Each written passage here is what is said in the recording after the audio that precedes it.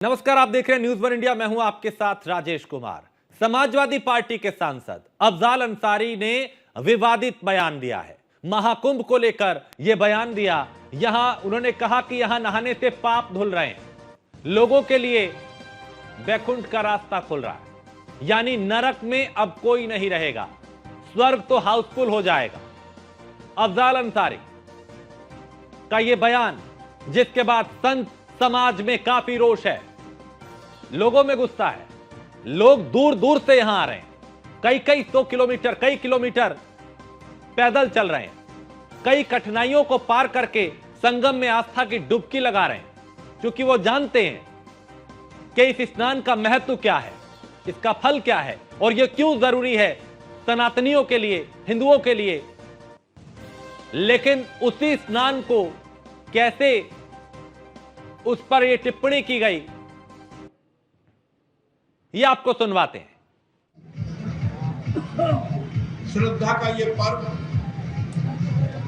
मान्यता है कि संगम तट पे नहा करके व्यक्ति पवित्र हो जाएगा, पाप धुल जाएगा। अगर पाप धुल जाएगा तो इसका मतलब आगे वैकुंठ में जाने का रास्ता खुल जाएगा। तो जो आलम दिखाई दे रहा है उससे तो लग रहा है कि नर्क में तो कोई बचे ही नहीं और उधर हाउसफुल हो जाएगा। श्रद्धा का ये पर्व, ये सनातन का मजाक है, ये हिंदुओं का मजाक है, ये उन तमाम करोड़ों श्रद्धालुओं का मजाक है जो वहां आस्था की डुबकी लगा रहे हैं। समाजवादी पार्टी के सांसद है अफजाल अंसारी, और उनका यह बयान कहीं ना कहीं एक नए विवाद को जन्म देगा। शायद ये भी भूल गए कि जिस पार्टी से ये सांसद हैं, उसी पार्टी के राष्ट्रीय अध्यक्ष कभी गंगा में, हरिद्वार में डुबकी लगाते हैं, तो कभी प्रयागराज में पहुंचे थे, वो भी अभी कुछ दिन पहले। श्रद्धा का ये पर्व, मान्यता है कि संगम तट पे नहा करके व्यक्ति पवित्र हो जाएगा, पाप धुल जाएगा। अगर पाप धुल जाएगा तो इसका मतलब आगे वैकुंठ में जाने का रास्ता खुल जाएगा। तो जो आलम दिखाई दे रहा है उससे तो लग रहा है कि नर्क में तो कोई बचे ही नहीं और उधर हाउसफुल हो जाएगा। श्रद्धा का ये पर्व, मान्यता है कि संगम तट पे नहा करके व्यक्ति पवित्र हो जाए। और आसिफ अंसारी हमारे संवाददाता इस पे ज्यादा जानकारी के साथ। आसिफ, अफजाल अंसारी का यह बयान, जहां करोड़ों श्रद्धालु पहुंच रहे हैं रोजाना आस्था की डुबकी लगाने, क्या उनका मजाक बनाया जा रहा है? क्या सनातन को टारगेट किया जा रहा है? इस बयान के क्या मायने समझे? बिल्कुल, कहीं ना कहीं देखा जाए तो ये सनातन को विरोध मतलब प्रदर्शन कर रहे हैं। महाकुंभ को लेकर अफजाल अंसारी एक कार्यक्रम, निजी कार्यक्रम में सादियाबाद पहुंचे, जहां वहां श्रद्धालुओं को मान्यता की संगम तट पर जाकर नहाते समय टिप्पणी की है। उस पे व्यक्ति पवित्र जाए तो धुल जाएगा क्या? अगर आप भूल जाएगा तो महाकुंभ का रास्ता भी खुल जाएगा। इसमें अफजाल अंसारी का बयान खुल के सामने आ रहा है, जो कि एक निजी कार्यक्रम में सादियाबाद कार्यक्रम में बोलते नजर आए, जहाँ तक कि अफजाल अंसारी हर वक्त पे, हर लहजे पे, मतलब इनका तमाम महाकुंभ पे, विश्राम पे या तमाम ऐसी टिप्पणियां करते हैं अफजाल अंसारी, जो कि कल सादियाबाद वैकुंठ जाने का रास्ता खुल जाएगा, ऐसे तमाम टिप्पणी किए हैं। तो ऐसे में क्या संत समाज में उनके इस बयान को लेके किस तरह की प्रतिक्रियाएं आ रही हैं? आम श्रद्धालु क्या कह रहे हैं, वो लोग क्या कह रहे हैं? क्योंकि लोग तो यहाँ पे कई बाधाओं को पार करके संगम में डुबकी लगाने के लिए पहुंच रहे हैं।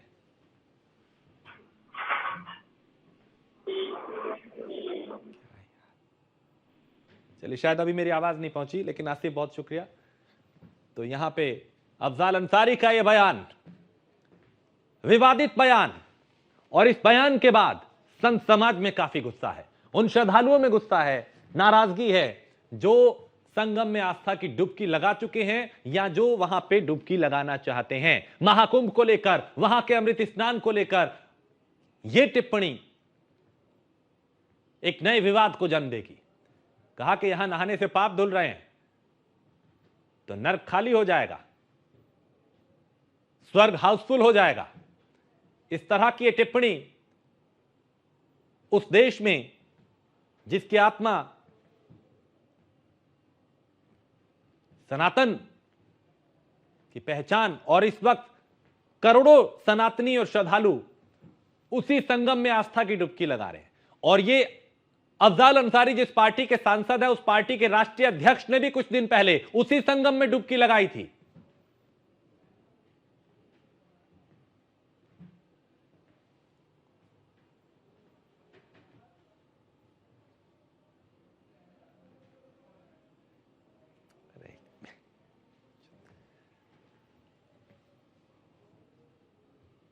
और फजील अहमद मुस्लिम स्कॉलर हमारे साथ जुड़े हैं। फजील जी, करोड़ों लोग इस वक्त संगम में आस्था की डुबकी लगा रहे हैं, श्रद्धालु जा रहे हैं, कई बाधाओं को पार करके वहां पहुंच रहे हैं, और समाजवादी पार्टी के सांसद अफजाल अंसारी ये कह रहे हैं कि वहां नहाने से पाप धुल रहे हैं, नर्क खाली हो जाएगा, स्वर्ग हाउसफुल हो जाएगा। इस तरह की टिप्पणी, क्या मानसिकता, क्यों इस तरह की टिप्पणी करनी सनातन को लेकर, उस आस्था के पर्व को लेकर जिसमें करोड़ों लोग आस्था की डुबकी लगा रहे हैं? देखिए, ये समझने का विषय है, इसे गलत लोग क्यों समझते हैं। भाई हम लोग इन्हीं के मुंह से सुनते हैं कि पाप धुल जाएगा, तो जब सारे पाप धुल जाएंगे तो फिर नरक में तो ताला लग जाएगा, फिर भगवान को नरक बंद करना पड़ेगा, और स्वर्ग में जो है ठेला ठेली हो जाएगा, क्योंकि स्वर्ग तो कम लोगों के लिए है, वहाँ इतने लोग पहुंच जाएंगे। क्योंकि अब तो गंगा में जो डुबकी लगा लिया उसका तो पाप खत्म हो गया ना, अब तो स्वर्ग का रास्ता उसका खुल गया। इसमें गलत क्या है? हम लोग कोई भी अफजाल अंसारी अपने मन से थोड़ी कह रहे हैं। जो विधि का विधान जो बताया है सनातन धर्म के महान विद्वानों ने, उसी को हम लोग एक बात कह रहे हैं कि भाई अब तो नरक में जगह नहीं मिलेगी, अब तो बंद करना पड़ेगा भगवान को, अब तो स्वर्ग में ठेला ठेली हो जाएगी, क्योंकि वहां जरूरत से ज्यादा लोग पहुंच जाएंगे। नहीं तो फजील अहमद, यानी जो अफजाल अंसारी ने कहा, हमें लगा आप उसे जस्टिफाई करेंगे, लेकिन आप भी उसे जायज ठहरा रहे हैं, तो क्या फिर से नहा के फिर से पाप नहीं होंगे क्या? बताइए, सरसों के तेल में मिलावट कौन कर रहा है? दवाई में मिलावट कौन कर रहा है? जितना भी भ्रष्टाचार कौन कर रहा है? तो अभी लोग तो गंगा नहा के पवित्र हो गए, अब तो ये लोग नरक में जाएंगे नहीं। जितना लूटना घसोटना है, जितना पाप करना है करो, फिर 10 साल बाद फिर नहीं तो इसी पार्टी के राष्ट्रीय अध्यक्ष अखिलेश यादव यहाँ पे स्नान करने गए थे, क्यों चले गए थे वो? अखिलेश यादव की अपनी विचारधारा है ना। अरे तो सबकी अपनी विचारधारा है, सनातन अपने आप में विचारधारा है सर। ये देश जहाँ पे 140 करोड़ लोगों में से अब तक 48 करोड़ लोग वहां पे आस्था की डुबकी लगा चुके हैं, और ये संख्या 55-60 करोड़ तक जाएगी। क्या ये उन सनातनियों का मजाक नहीं है? उस आस्था का मजाक नहीं है? अरे स्वर्ग में ताले लग जाएंगे, इसका क्या मतलब? हाउसफुल हो जाएगा स्वर्ग? नरक में ताले लग जाएंगे। हाँ, स्वर्ग हाउसफुल हो जाएगा, इसका क्या मतलब? सबकी अपनी आस्था है, स्नान कर रहे हैं। अगर आपके धर्म से रिलेटेड कोई चीज कह दी जाए तो उस पर तो हाय तौबा मचा देते हैं, छाती पीटने लगते हैं, फिर दूसरे धर्म के बारे में ऐसी टिप्पणी क्यों? अच्छा, एक बात है, आप नहाने गए थे? हाँ, मैं गया था, मैं 15 दिन वहां नहाया हूँ, 15 दिन वहां पे रहा हूँ, और अपना काम किया जिस काम के लिए गया था। नहीं, स्वर्ग में रिजर्वेशन पक्का हो गया ना आपका? अरे सर, स्वर्ग में हुआ या नहीं हुआ, दोबारा पाप करेंगे तो दोबारा नर्क के दरवाजे खुलेंगे। और ऐसा नहीं है कि जो लोग नहा लिए उनका अपनी आस्था है सबकी, हर कोई स्वर्ग में जाने के लिए स्नान नहीं कर रहा। हिंदुत्व, सनातन धर्म, ये चीजें भी आगे आती हैं, श्रद्धा सबसे बड़ी है। भैया, श्रद्धा की बात हो रही है, हम लोग कोई गलत थोड़े बोल रहे हैं। हम तो यही बोल रहे हैं कि भगवान को तो अब नरक बंद करना पड़ेगा, ताला मार देना अरे पड़ेगा। तो आप क्यों बोल रहे हैं? आपको क्या जरूरत आन पड़ी है बोलने की कि भगवान को नरक का ताला लगाना पड़ेगा स्वर्ग का? लगा देंगे क्या? अरे आप अपने जो कौम के आपके धर्म और कर्म और पाप हैं, आप वहीं तक रहिए ना, दूसरे धर्म में क्यों दखल अंदाजी करते हैं? हम दूसरे के धर्म में नहीं दखल कर रहे, हम लोग मूल निवासी है ना भारत के। मूल निवासी हैं तो मूल निवासियों की आत्मा पता है आपको? हिंदुस्तान की आत्मा किसमें है? सनातन में है। ये लोग भी तो बोलते हैं। नहीं तो सर ये बताइए, ऐसा तो नहीं है ना किसी पार्टी का, किसी व्यक्ति का, या ये राजनीतिक मुद्दा है?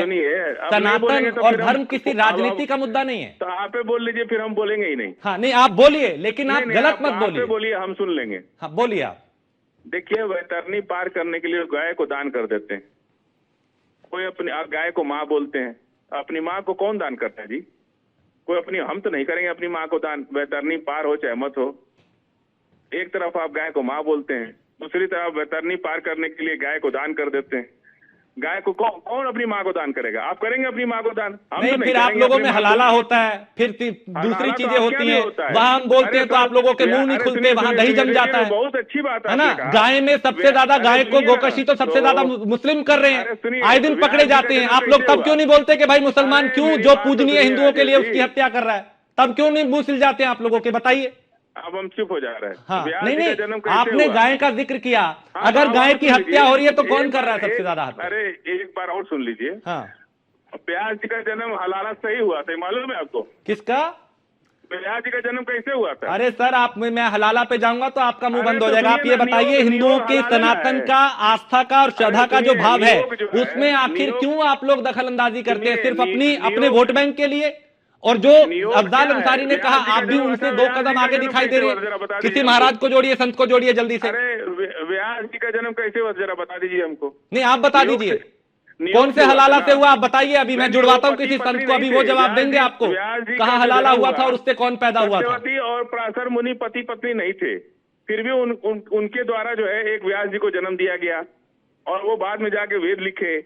तो ये क्या है? हलाला नहीं तो क्या है? बोलिए क्या है ये? सत्यवती और मुनि पराशर जो है कोई रिश्ता नहीं था इन लोग का, फिर भी उससे एक बच्चे को जन्म दिए वो लोग, और जन्म दिए वो बाद में व्यास जी बने। तो व्यास जी वो मैं नियोग आपसे विधि कह से रहा हूं, अब कौन वो क्या बताइए बना कि उसे वो छोड़िए। हलाला नहीं तो अब क्या भी है? कैसे महिलाएं आती हैं हमारे सामने, उनके साथ क्या क्या बर्बरता आप लोगों के धर्म में की जाती हैं, वो किसी से अरे छिपी नहीं है। बर्बर- तो अच्छा होगा कि पहले अपने गिरेबान में झांका जाए, फिर दूसरे का द्रौपदी के पर्दा साथ- हटाया जाए। फिलहाल बहुत द्रौपदी- शुक्रिया, वक्त इतना ही था आपके लिए। तो समाजवादी पार्टी के सांसद अफजाल अंसारी का यह विवादित बयान आया, और उस बयान में वो कहीं ना कहीं सनातनियों को टारगेट करते हुए नजर आए। उस बयान में कहीं ना कहीं उन करोड़ों श्रद्धालुओं की आस्था के साथ खिलवाड़ था, जो श्रद्धा जो के साथ वहां पे स्नान करने के लिए जा रहे हैं।